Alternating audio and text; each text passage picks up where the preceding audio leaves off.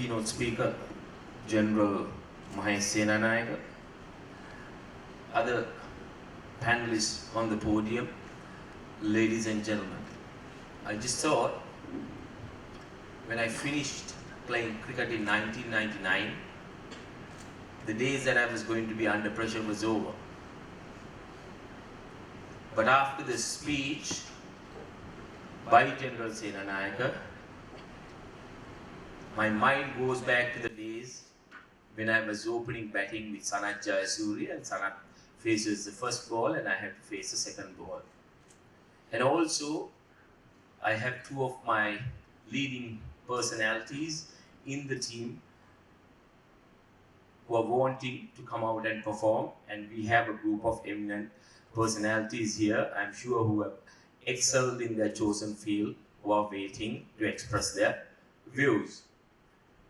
Since I lost my father, who was my hero, who was my mentor, I've decided that whenever I've been asked to speak or whenever I've been asked to express my views, I will say the following phrase as a tribute to him. It's purely because I told my father that I hate standing or being seated in front of a group of people and expressing my views, but I don't mind playing in front of 100,000 people. So this tribute is for my hero. I'm at ease at the crease than saying my piece on occasions like these. When I was approached on Sunday to be part of this great event, I had no hesitation in saying that I can make it because it came all the way from Dubai. I always feel I do have an obligation to express my views, and these are only my views. Yes, I've been asked to speak about leadership. I think you will realize after I speak that there is a synergy between the corporate world and sports. Whether it's in sports or in the corporate world, what we need is winners and not quitters. I think if you're talking about leadership, there is one key component that I want to mention. I'm going to park the leadership part and talk about values. We live in a country, we live in an era where the leaders of our country does not lead by example, does not set standards. About 1 year ago, I got a series of calls, a series of messages wanting to know whether one Dr. Mahanama was related to me. And I, for a moment, thought that they were referring to my father, who was a marketeer. And I said, what are you talking about? Then he said, haven't you read or haven't you seen what has been going on in the recent past? I said, not really, I would have been traveling, but tell me. And all those people said that a presidential advisor, a Dr. Mahanama, had got caught red-handedly taking a bribe at the Taj car park. Now, this is supposed to be a presidential advisor who obviously works for the leader of the country, and you would expect them to lead by example. As far as I'm concerned, don't get me wrong, it's not about being an academic or not being an academic. You might think that I'm saying that because I'm not educated. I lived my dream. I went where I wanted to go, and that was my passion. And as a parent, That's what I encourage, and that's what I have told my kids.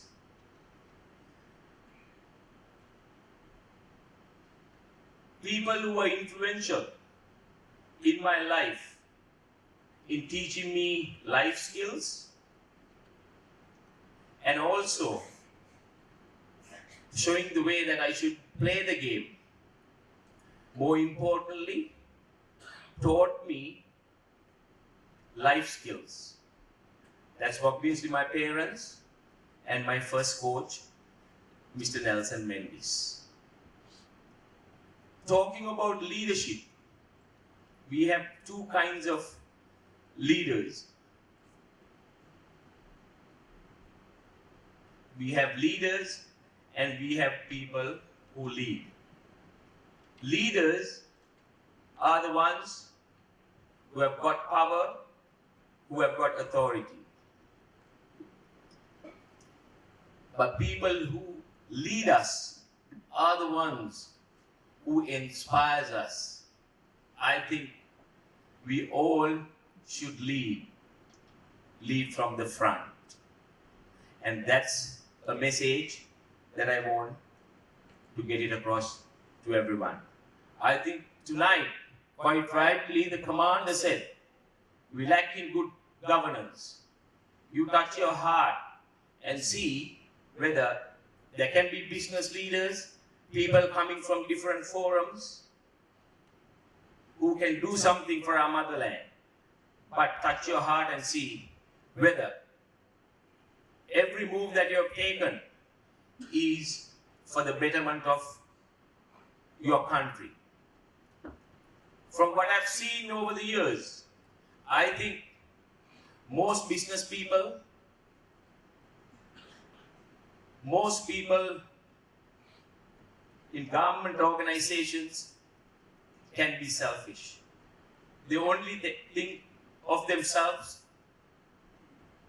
They always think what they can do for the organization, how they can look at the bottom line of their organization, and they go to the extent of being pawns of politicians. No point being a millionaire, no point being a billionaire by going behind politicians.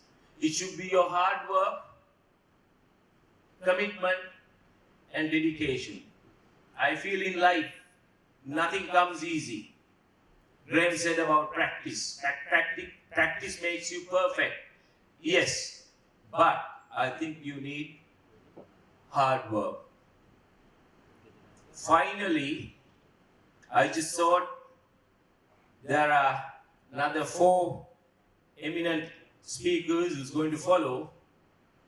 Before that, I'll leave a thought in a cricketing parlance.